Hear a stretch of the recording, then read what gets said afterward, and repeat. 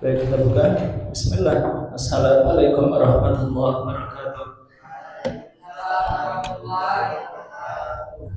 Alhamdulillah wassalatu wassalamu ala Rasulillah wa ala alihi wa ashabihi wa man wala.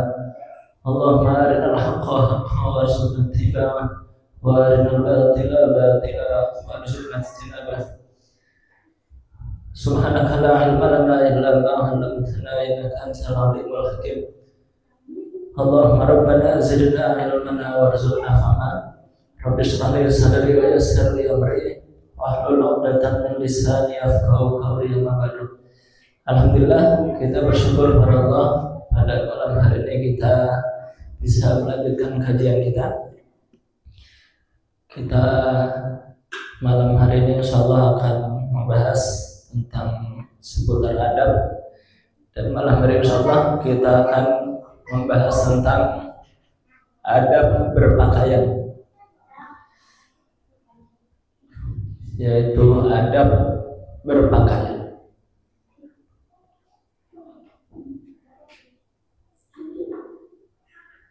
Kita harus bersyukur, kita harus bangga menjadi seorang muslim, karena orang Islam itu semuanya diatur.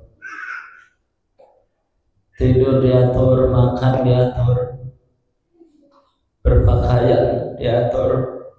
Jadi semuanya tidak ada yang tidak ada aturan. Jadi orang yang beriman ini semuanya ada aturan. Jadi ada peraturan yang berlaku. Ada adab-adab yang harus diperhatikan dalam setiap hal, terutama dalam hal pakaiannya. Dalam hal pakaian, ini dalilnya surat Al-A'raf ayat 26, itu tentang pakaian. Ya bani Adam, wahai anak keturunan Adam, manusia, qad anzalna alaikum libasan yuwari sawatikum wa risha wa libasut taqwa dzalika khair dzalika min ayatillahi la'allahum yadhakkarun. Ini yang menjadi dasar kita itu dalam berpakaian diatur, ada adab-adabnya. Hai anak Adam, anak keturunan Adam, sesungguhnya kami telah menurunkan kepadamu pakaian. Fungsi yang pertama adalah untuk menutup auratmu, untuk menutup auratmu. Dan pakaian indah untuk perhiasan. Jadi pakaian itu utamanya menutup aurat. Itu kan ada tuh pakaian bagus ya, pakaian mahal, androk mahal, harganya bisa puluhan bahkan ratusan juta, harga androk untuk perempuan mahal. Tapi ternyata dari bawah sampai atas sobek, dari bawah sampai atas sobek. Itu androk-androk yang dipakai oleh Miss Universe. Itu putri dunia atau putri Indonesia. Dia mahal, bagus, tapi fungsinya tidak berfungsi menutup aurat. Auratnya justru malah kemana-mana. Nah, fungsi utama daripada pakaian itu adalah menutup aurat. Kemudian baru pakaian itu menjadi indah dan menjadi perhiasan. Ya, kalau gamis ada bordirannya, kalau perempuan itu ada motek-moteknya. Kemudian kalau perempuan itu ada bunga-bunganya. Nah, itu aksesoris saja sebagai penghias. Wa libasut taqwa dzalika khair. Dan pakaian takwa itu adalah yang paling baik. Jadi pakaian itu ada pakaian jasmani, ada pakaian rohani. Pakaian jasmani ya pakaian kita, ada baju, gamis, sarung, celana. Kalau perempuan ada jilbab, ada kaos kaki. Itu pakaian jasmani. Tapi ada pakaian rohani, pakaian roh. Pakaian rohani itu adalah takwa. Jadi penampilan menutup aurat, pakaiannya menutup aurat, kemudian hatinya juga bertakwa kepada Allah. Dua-duanya wajib. Maka kalau ada perkataan seperti itu, percuma pakai jilbab tapi kok kelakuannya buruk, ya sebenarnya nggak percuma pakai jilbab, dia tetap dapat pahala karena dia pakai jilbab. Karena jilbab itu hukumnya wajib untuk wanita. Tapi hanya saja masalahnya memang kelakuannya buruk, dia tidak bertakwa, akhlaknya tidak dijaga. Ada orang itu yang kelakuannya baik, sopan santunnya baik, tapi tidak menutup aurat. Nah, ya sama saja, dia juga tidak baik. Jadi ada kecacatannya. Jadi yang sempurna di sini pakaian jasmaninya menutup aurat, paham ya? Sementara ruhnya juga bertakwa kepada Allah. Nah, ini pakaian dalam Islam. Jadi harus menutup aurat. Aurat itu seperti apa? Kalau laki-laki aurat itu pusar. Jadi pusarnya kalau kelihatan maka itu auratnya kelihatan, berdosa. Kemudian lutut, kalau kedua lututnya kelihatan maka itu aurat dan berdosa. Maka pakaian minimal laki-laki itu menutup pusar dan menutup lutut. Jadi kalau pakai pakaian itu di bawah lutut atau sebetis. Jelas ya, sebetis, pakaiannya sebetis. Itu untuk laki-laki, batas minimal. Walaupun memang ya membuka baju itu sebenarnya nggak elok untuk laki-laki, walaupun pusarnya nggak kelihatan. Kalau untuk wanita, seluruh tubuhnya aurat kecuali wajah dan telapak tangan. Jadi kalau untuk wanita, wajah dan telapak tangan segini, telapak tangan segini. Jadi kalau sudah kainnya turun, apa namanya, lengannya kelihatan, maka ini sudah termasuk paham? Nah, ini yang disepakati oleh para ulama. Jadi ulama itu sepakat, bahkan ada sebagian ulama yang menyebutkan wajah itu aurat, sehingga wanita itu harus pakai niqab, pakai cadar atau pakai apa? Nah, pakai burdah, pakai cadar. Maka ada yang mewajibkan pakai cadar. Nah, itu sebagian ulama. Ini kita tarik dari garis ilmu dulu ya. Ini para ulama sepakat seperti itu. Tapi jumhur ulama berpendapat, kebanyakan ulama berpendapat wajah itu untuk wanita bukan wajah ya, wajah. Kalau orang dulu aurat sehingga pakai jilbab. Bisa dimengerti ya?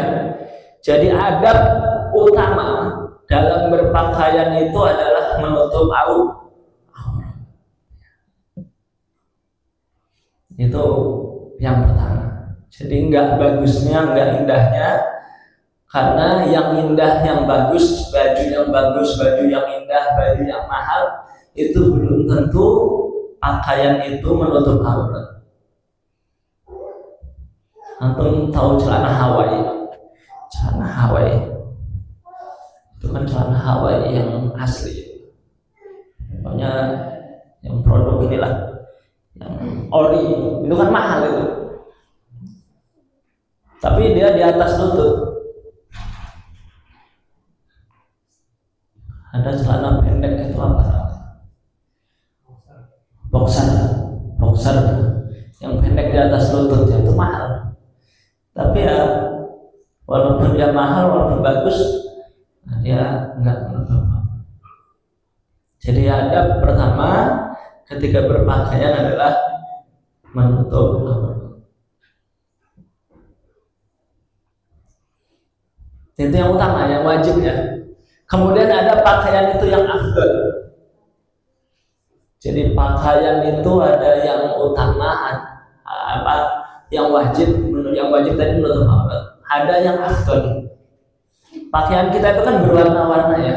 Ada biru, ada hijau, ada merah, ada kuning, ada abu-abu, ada pink.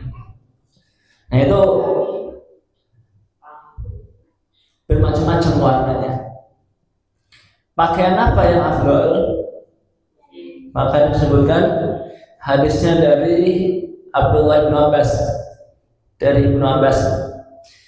An Ibnu Abbas radhiyallahu anhu qala qala Rasulullah sallallahu alaihi wasallam albisu min thiyabikumul bayadha fa innaha khairu thiyabakum fa innaha khairu thiyabikum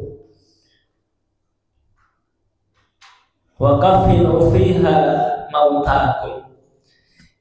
Ini kata Nabi, kenakanlah pakaian kalian, yaitu pakaian yang berwarna putih.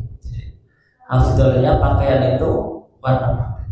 Karena sesungguhnya pakaian kalian yang paling baik untuk kafan juga adalah warna putih. Jadi orang meninggal itu kafan, kain kafan itu menggunakan warna putih. Ada beberapa rahasia kenapa Rasulullah itu menyukai warna putih. Walaupun memang pakaian putih itu kan menyucinya luar biasa ya. Yang pertama, pakaian putih itu memang yang pakai itu orangnya pasti rajin seharusnya. Karena kalau kelihatan kotoran, kalau ada kotoran, kena tanah atau kena makanan, keciprat apa, itu kelihatan betul kan. Jadi orang itu kalau pakai kain putih itu hati-hati seharusnya, karena takut ternoda. Jadi pakaian putih. Kemudian pakaian putih itu apa? Selain kebersihannya terjaga ataupun kebersihannya itu beda dengan pakaian-pakaian lainnya. Kalau pakaian hitam ini kan 1 bulan gak dicuci kan ya gitu-gitu aja kan. Sebulan kayaknya gak dicuci. Kalau pakaian putih seminggu gak dicuci dipakai terus, sudah mulai kelihatan. Kemudian pakaian putih itu mengingatkan kita kepada kematian. Karena orang yang pakai baju putih, ya orang di kafan itu kan pakai putih. Jadi seharusnya orang yang pakai baju putih itu putih jasadnya dan putih hatinya. Pakaiannya memang putih, kemudian hatinya juga bersih. Karena ya selalu mengingat kematian. Allah besar.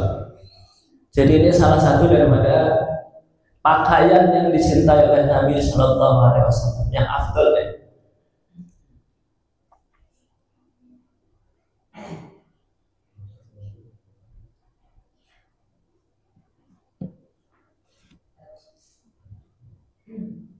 Baik, berikutnya wa an Ummi Salamah radhiyallahu anha qalat kana habbu thiyab ila Rasulillah sallallahu alaihi wasallam al-qamis. Al-qamis. Ya al-qamis. Ini dari Ummu Salamah radhiyallahu anha. Beliau berkata, pakaian yang paling disukai oleh Rasulullah SAW adalah gamis, al-qamis, gamis. Jadi kalau kita pakai gamis itu ya contoh Nabi gitu aja. Karena memang ya walaupun pada waktu itu bukan hanya Nabi yang pakai gamis kan, ya, paman Nabi itu Abu Jahal, Abu Lahab itu yang pakai gamis juga gitu. Tapi yang kita contoh itu bukan Abu Lahab, Abu Jahal, karena Nabi itu pakai itu. Walaupun memang gamis itu kan memang secara umum masyarakat Arab itu memang pakaiannya adalah gamis, ya kan? Walaupun bukan masyarakat Arab saja sih, bukan masyarakat Arab saja. Banyak negara-negara di luar Arab yang dia itu menggunakan gamis. Makanya ada gamis Pakistan, ya kan? Ada gamis apa lagi itu? Ada gamis. Ya, pokoknya adalah negara-negara yang di luar Arab ya pakai gamis. Tapi kita memakai gamis itu niat kita adalah mencontoh, maka dapat pahala sunnahnya. Ya walaupun nggak diwajibkan pakai gamis, itu salah satu bentuk daripada sunnah Nabi, itu pun kebiasaan. Dan Nabi itu gamisnya warna putih. Itu salah satu pakaian yang afdal. Kemudian berikutnya, hendaknya kita berpakaian itu tidak boleh berlebihan, terutama dalam hal apa? Kain ataupun sarung atau celana. Jadi kalau pakai celana itu sebaiknya ataupun sarung jangan sampai keinjak-injak. Jangan kinjak-kinjak, atau dalam bahasa hadisnya itu isbal, di bawah mata kaki. Di bawah mata kaki. Jadi pakaian itu memang afdolnya untuk laki-laki itu di atas mata kaki. Itu afdolnya. Salah satu hikmahnya supaya tidak rentan terkena najis. Karena kan kadang kita itu pakai celana gitu kan ya, habis main kemana terus sholat, nah sholatnya pakai celana itu gitu, enggak salin atau enggak ganti. Nah kalau celananya panjang keinjak-injak atau sarungnya panjang keinjak-injak, kainnya panjang sampai nyapu tanah, ketika jalan itu jadi bersih gitu, karena sampahnya ketarik sama baju kita. Kemudian dipakai sholat, wah ini sholatnya bisa diragukan karena khawatir pakaiannya itu terkena najis, entah terkena kotoran apa, terkena pipis apa. Jelas ya? Maka afdolnya pakaian itu di atas mata kaki, tidak isbal. Kalau isbal itu di bawah mata kaki, jadi isbal.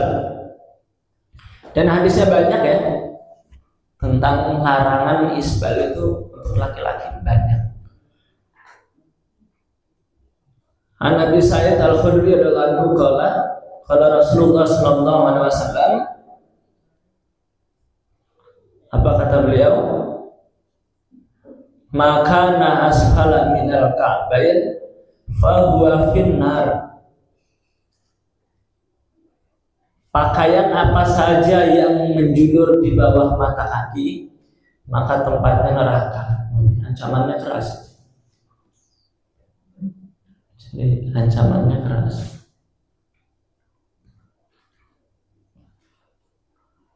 Kemudian kata beliau juga, man jarra izarahu bataran lam yanzurillahi ilaih. Siapa yang menjulurkan kainnya, sarungnya di bawah mata kaki, maka pada hari kiamat nanti Allah tidak akan melihatnya. Ini dalam riwayat karena sombong dia menjulurkan pakaiannya di bawah mata kaki karena sombong. Nah ini afdalnya seperti itu ya.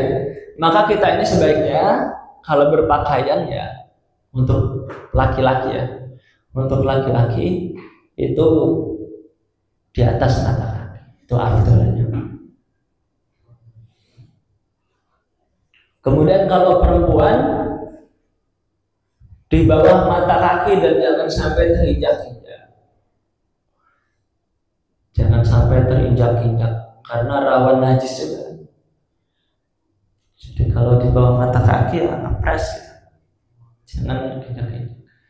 Atau kalau yang laki-laki pas di mata kaki, tapi afdalnya memang di atas mata kaki. Nah, ini pakaian untuk perempuan, pakaian laki-laki.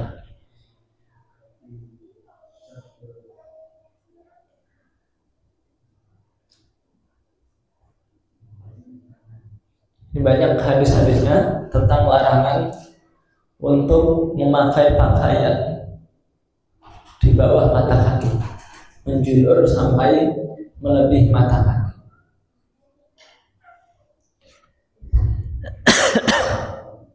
Jelas itu ya. Jadi wajibnya pakaian itu apa tadi?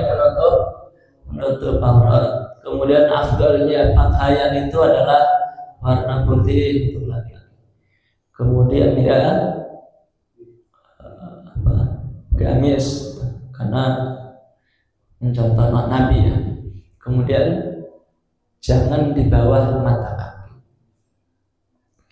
Untuk perempuan, sementara untuk perempuan afdalnya berpakaian itu berwarna gelap. Karena kalau berwarna putih nerawang. Ya. Afdalnya perempuan itu kebalikan laki-laki. Jadi kalau perempuan itu kebalikannya laki-laki. Ya pakai yang warna gelap apa? Coklat atau biru dongker atau hitam. Kalau ada motifnya nggak apa, karena hiasan, motif bunga gitu atau bordir. Jangan pakai warna yang putih, karena putih itu kalau kesorot cahaya itu transparan ya, transparan, apalagi kainnya tipis. Nah ini untuk perempuan. Jadi perempuan beda dengan laki-laki. Laki-laki kalau perempuan itu warna gelap, kalau laki-laki warna afdal. Kalau laki-laki di atas mata kaki, kalau perempuan di bawah mata kaki. Tapi jangan juga berlebihan sebagaimana pakaian ratu-ratu yang ada di Inggris. Ratu Elizabeth itu pakaiannya androknya panjang, menjulur panjang. Jadi dia keluar rumah sudah sampai jalan, androknya masih depan pintu, saking panjangnya. Itu Ratu Elizabeth keluar rumah, Ratu Elizabethnya udah sampai jalan, androknya ketinggalan masih di belakang. Itu karena saking panjang. Itu dilarang juga.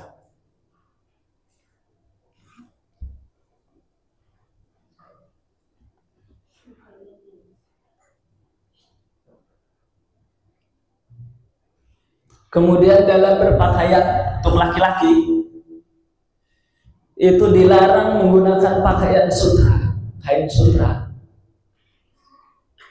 Jadi sutra itu kain yang mahal ya, per meternya itu jutaan. Kalau kita ini kan paling 35.000 gitu per meternya, paling 30.000. Dijadiin gamis ya bahannya 100.000, upahnya 100.000 jadi 200. Kain sutra 1 meternya bisa 1 juta. Tapi ada kualitas-kualitasnya juga ya, beda-beda juga. Dan itu tidak diperbolehkan untuk laki-laki. Sementara untuk perempuan diperbolehkan.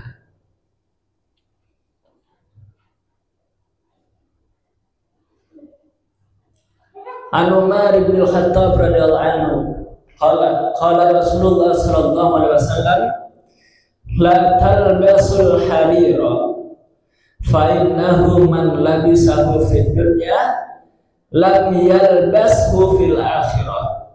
Ini hadisnya dari sahabat Umar radhiyallahu anhu. Rasulullah sallallahu alaihi wasallam bersabda, jangan kalian memakai pakaian dari sutra, karena siapa yang memakainya di dunia ya, maka nanti di akhirat dia tidak akan memakai pakaian itu. Jadi kain sutra itu pakaian yang dipakai oleh ahli surga.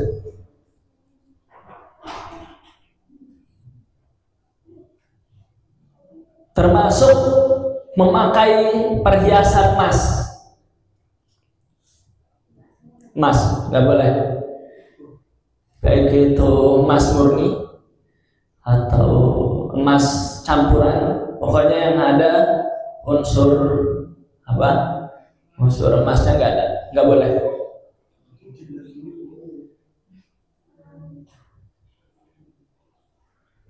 Ini kata Nabi SAW, Nabi Musa al-Asy'ari radhiyallahu anhu, anna Rasulullah sallallahu alaihi wasallam qala, hurrima libasul harir wa dhahab ala dhukuri ummati wa ahilla li'inafihim. Dari Abu Musa al-Asy'ari, hadisnya dari Abu Musa al-Asy'ari radhiyallahu anhu, Rasulullah sallallahu alaihi wasallam bersabda, pakaian sutra dan emas diharamkan kepada kaum pria. Jadi umatku, kata Nabi, diharamkan untuk berpakaian dari sutra dan menggunakan emas. Ini untuk laki-laki ya. Dan dihalalkan untuk kaum wanita. Jadi masalah pengharaman emas ini diteliti oleh ilmuwan, oleh ahli kesehatan.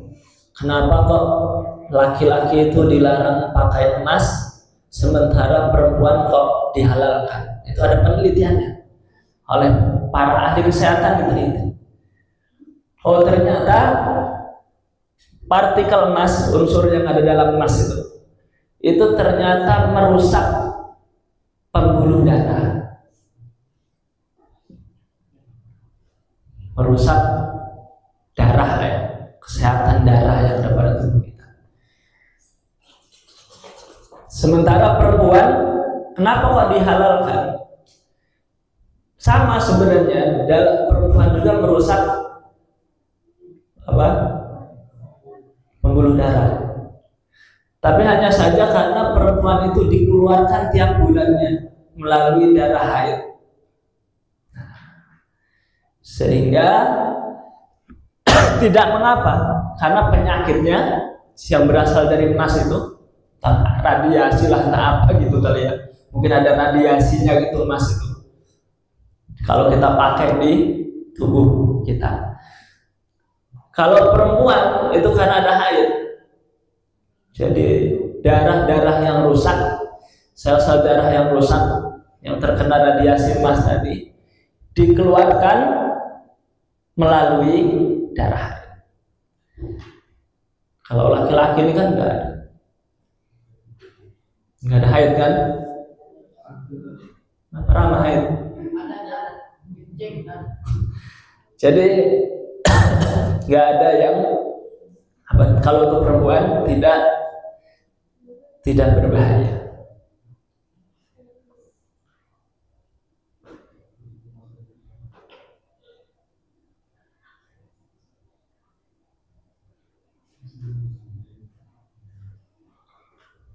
Baiklah sampai sini ya. Ini untuk pakaian. Jadi kebalikannya, laki-laki itu kebalikan daripada perempuan masalah pakaian. Kalau laki-laki diharamkan emas, kalau perempuan diharamkan. Laki-laki dilarang memakai kain sutra, sementara perempuan dibolehkan. Ini ada berpakaian.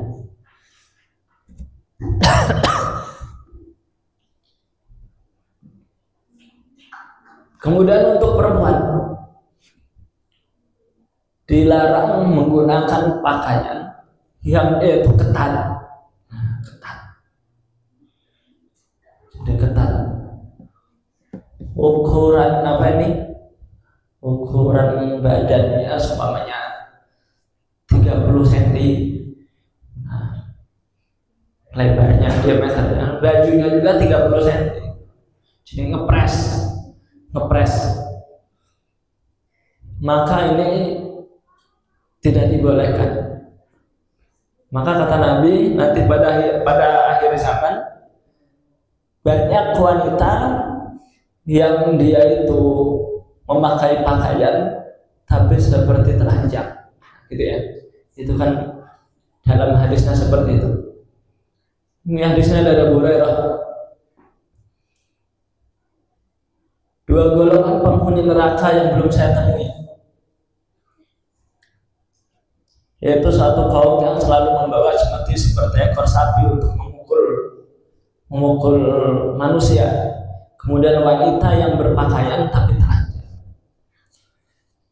Nah, tadi para ulama menjelaskan hadis ini, kenapa kok wanita ini berpakaian tapi kok telanjang. Salah satunya memang pakaian itu tidak menutup aurat. Kemudian yang kedua, pakaian itu menutup aurat sebenarnya, tapi dia ketat. Nah, ini penjelasannya. Maka kata Rasulullah, mereka tidak akan masuk surga dan tidak akan mencium bau surga. Padahal bau surga itu bisa tercium dari jarak sekian tahun perjalanan. Jadi kita melakukan perjalanan berapa tahun dulu itu belum nyampe, itu aroma surga itu sudah kecil. Padahal surganya masih jauh. Nah, kata Nabi, orang yang berpakaian tapi dia itu telanjang tidak akan mencium aroma surga. Nah, ini harus kita imani dan harus kita amalkan, terutama untuk kaum hawa, untuk yang perempuan. Nah, ini adab dalam berpakaian. Jadi pakaian itu ada yang dia longgar tapi tidak menutup aurat. Ada longgar tidak menutup aurat karena kurang panjang. Ada yang dia itu menutup aurat tapi kurang longgar. Nah, maka syaratnya menutup aurat itu ya tadi pakaiannya longgar, kemudian dia juga panjang. Itu untuk yang perempuan ya. Ini penting.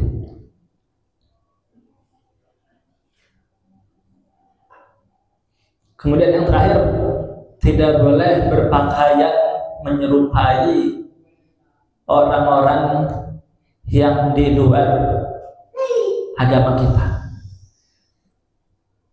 Jadi ada pakaian-pakaian yang dia itu ciri khas Yahudi, Nasrani ataupun Majusi. Makanya ada pakaian Santa Claus, ya. Itu umat Islam dilarang. Kenapa? Karena menyerupai. Man tashabbaha biqaumin fahuwa minhum. Siapa yang menyerupai suatu kaum, maka dia termasuk dari golongan mereka.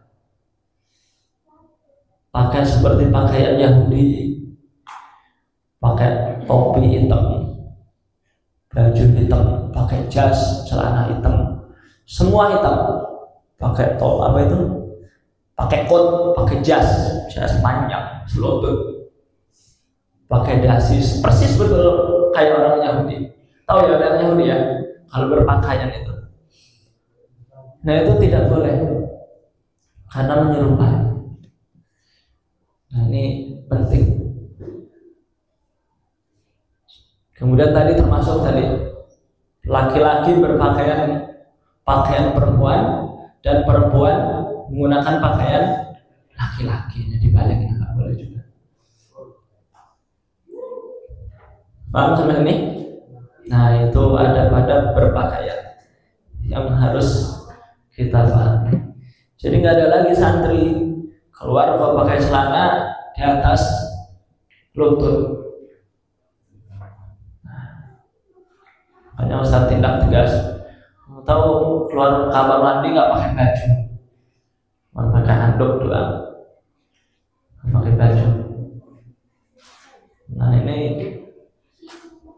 tidak menyempurnakan, tidak mencerminkan orang yang berilmu, tidak mencerminkan orang muslim dan orang berilmu. Maka pakaian ini harus kita perhatikan, karena kita ini orang Islam, kita ini seorang muslim, maka kita harus berpakaian sebagaimana yang diatur dalam Islam. Jadi supaya apa? Supaya ada bedanya mana orang Islam dan mana yang bukan Islam. Kalau perempuan ya pakai jilbab, itu untuk membedakan, makanya penting. Baik, cukup, mudah-mudahan bisa kita pahami dan bisa kita amalkan. Mudah-mudahan Allah bimbing kita untuk bisa mengamalkan seluruh syariat-syariat yang Allah Subhanahu wa Ta'ala dan Rasulnya wajibkan kepada kita. Kita tutup dengan alhamdulillah.